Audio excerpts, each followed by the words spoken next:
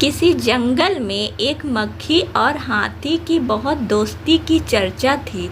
लेकिन जंगल के ज़्यादातर पशु पक्षी उनकी दोस्ती की बातों को सुनकर हंसते थे।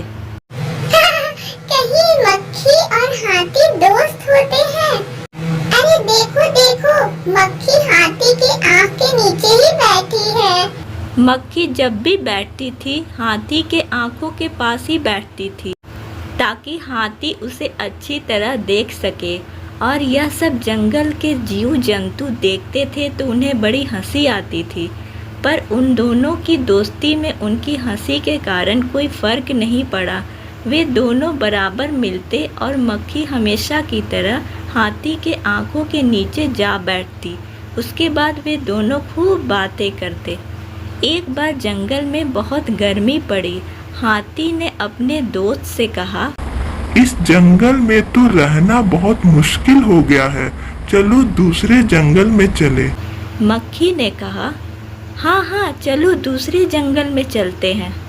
वे दोनों घूमने के लिए निकल पड़े। जंगल के रास्ते में लकड़ी का एक पुल बना हुआ था जिसे पार करने के बाद ही दूसरा जंगल पड़ता था।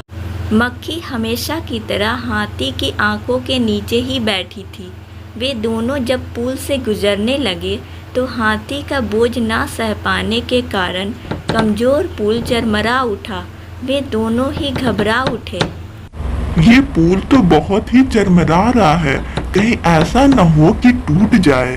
मक्खी बोली, मैं ऐसा करती हूँ, मैं उड़कर थोड़ी देर के लिए चली जाती हूँ जब तक तुम इस पुल को पार कर लो।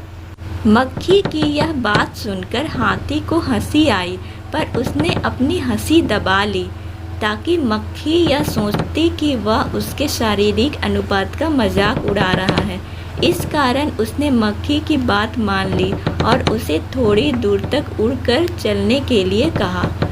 जैसे ही मक्खी हटी पुल का चरमराना बंद हो गया और तब से यह कहावत चल पड़ी कि मक्खी को कमज़ोर मत समझो, वह भी अत्यंत बलशाली होती है, अन्यथा ढेर सारी बीमारियों में उसका ही हाथ होता है।